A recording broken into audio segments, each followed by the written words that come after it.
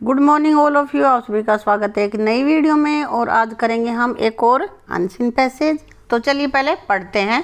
मैक्सनीज चंद्रगुप्त मौर्य के दरबार में पश्चिम एशिया के यूनानी राजा सेल्यूकस निकेटर का राजदूत था।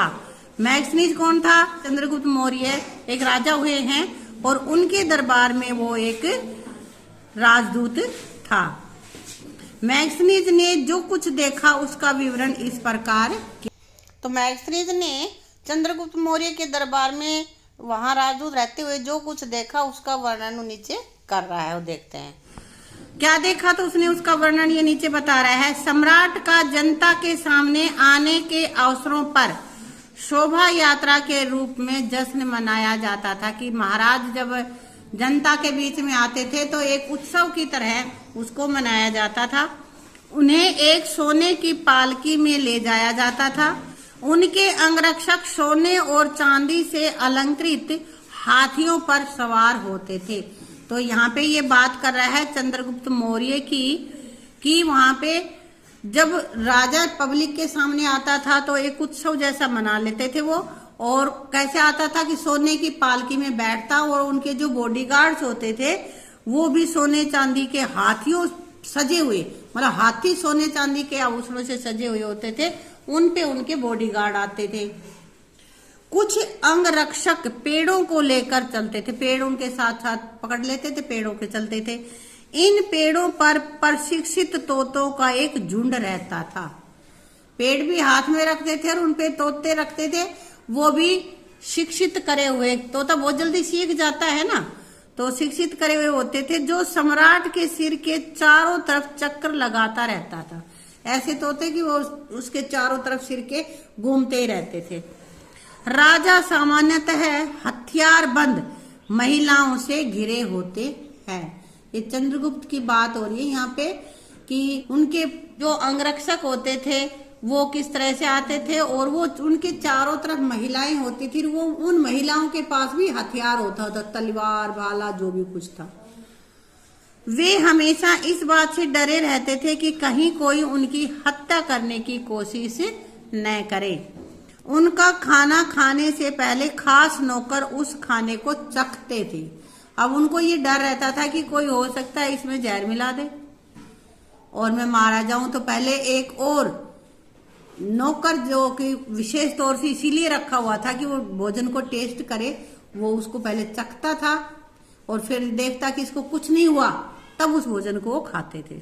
वे लगातार 2 रात एक ही कमरे में नहीं सोते थे। डर इतना था कि आज इस कमरे में, कल उसमें, परसों उसमें, यानी कि अलग अलग में सोते थे कि किसी को ये ना कि इसका कमरा है रात को सोते कोई मार जाए कोई।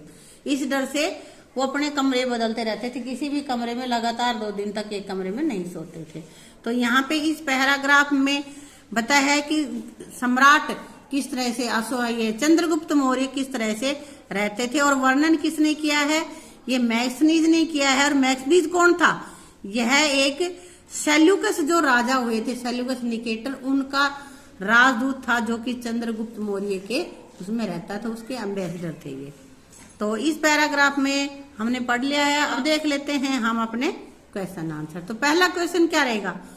सेल्यूकस निकेटर कहाँ का राजा था? तो पहली ही लाइन में है हमारे पास यूनान का, ईरान का, इराक का या फ्रांस का। तो यहाँ लिखा हुआ है पश्चिमी एशिया के यूनानी राजा सेल्यूकस। तो इससे हम पता चल रहा है कि वो यूनान के राजा थे सेल्यूकस। पहली लाइन में ही है। मैक्सनीज किसका दरबारी लेखक था? किसका था? ये था सेल्यूकस निकेटर का राजदूत था ये। यहाँ पे देखेंगे समुद्रगुप्त का, अकबर का, चंद्रगुप्त मौर्य का या अशोक का। मैक्सनीज का था और किसके दरबार में था? चंद्रगुप्त मौर्य के दरबार में। और लेखक क्यों कहा है? क्योंकि उन्होंने ही ये वर्णन किया है ना, लिख के बताया उस समय का कि भाई मैंने वहां पे क्या क्या देखा। तो वो ये देखा था उसने। जनता के सामने आने के अवसरों पर सम्राट को पालकी में बिठाया जाता था या घोड़ों पर बिठाया जाता था, उपहार दिया जाता था या फिर तरह तरह के व्यंजन दिए जाते थे। तो यहाँ पे देखो सेकंड लाइन में यहाँ पे है थर्ड में, उन्हें एक सोने की पालकी में ले जाया जाता था, है ना, लास्ट में ये लिखा हुआ है।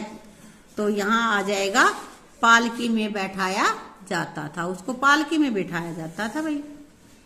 अब आगे अपने पास है, सम्राट सदैव किस बात से भयभीत रहते थे।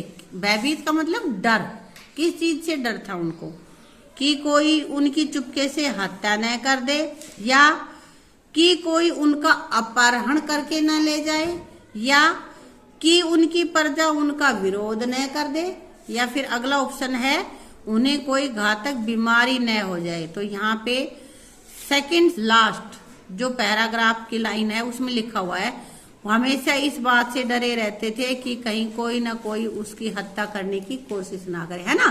तो उसको ये डर रहता था कि कोई मेरी हत्या ना कर दे। तो इसके पहला ऑप्शन ही अपना राइट ऑप्शन रहेगा।